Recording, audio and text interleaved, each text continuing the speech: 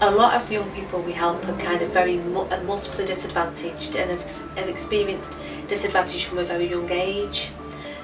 Typically those young people didn't finish school, don't have much family support, usually live alone, and have just had kind of quite a disrupted early life.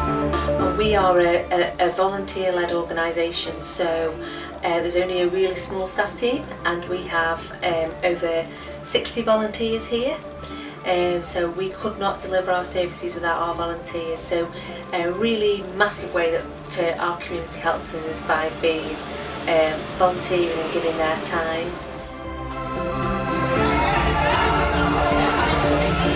On the lookout generally for anybody who's struggling, anybody who has lost contact with friends, and it might be something as simple as directing them to the taxi rank, or it might be something a bit more involved, so helping somebody contact their parents or friends, just generally making sure that they're safe for the evening. Always on the lookout for volunteers, especially ladies. So yeah, very much so. Volunteers are always very welcome, and we run taster evenings, which can be just somebody coming along under no obligation and just spending maybe an hour with us, just to see how they find the evening.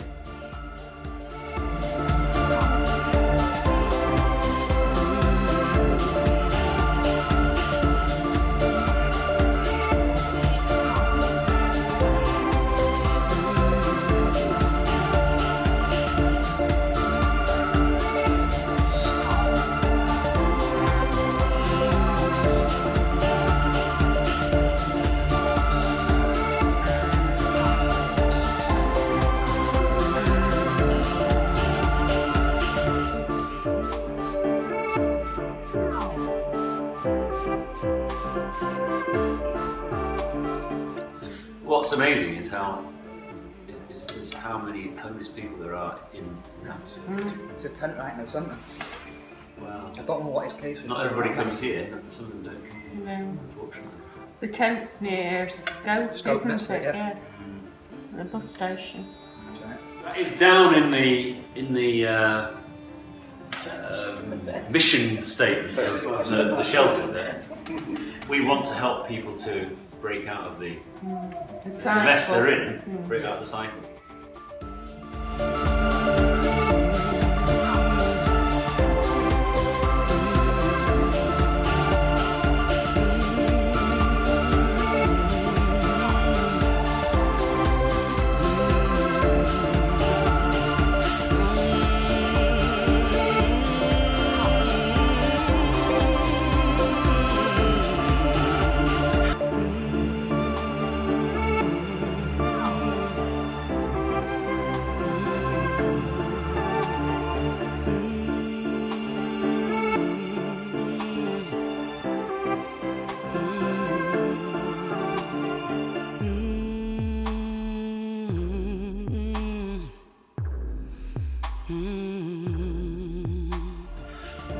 So we work around people with the thinking and the behaviours to try and change the thinking around things and the behaviours, because putting the substance down is the easy part. If you don't change the thinking and behaviours, they're going to go back into that cycle time after time.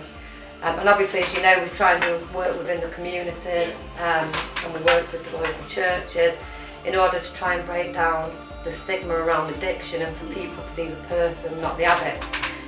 I've spent a lot of time, I've been in and out of jails. I've used practically every drug that you can think of. I've never been able to hold a job down, never really. knew what I wanted. I'd just always been lost. I'd heard about Raw, so I went and referred myself, done a self-referral. Unfortunately, I got in there that day. Yes, I thought I was a lost cause, I really did. I thought I didn't know any other way, do you know what I mean? That was the only way that I knew how to live. And I found Raw just by chance through somebody that I knew that came here. But the day I walked through the door, I knew that I was done. Do you know what I mean? I knew I'd had enough, and I knew there was no going back. Like, for me, life has never ever been as good as it is now. Yeah. I'm so happy. My mum is.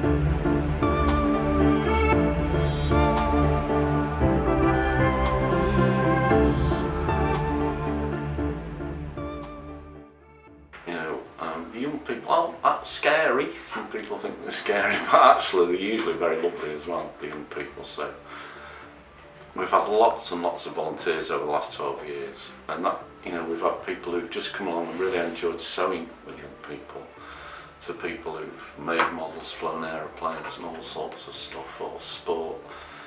We can often find a way in for people who, have an interest. It's usually an interest, not a huge, massive PhD skill, just an interest actually, that they can share with young people. It sometimes feels as though you're going backwards, and it sometimes feels as though everybody is against you, especially when young people are spitting and shouting at you, and when it seems you can do nothing right, and when you can't get the funding, and when you always seem to be in trouble. So the words of encouragement, and people just saying, odd messages or cards and things to say that I'm praying for you, or well done and things like that, are probably the most important thing to us actually.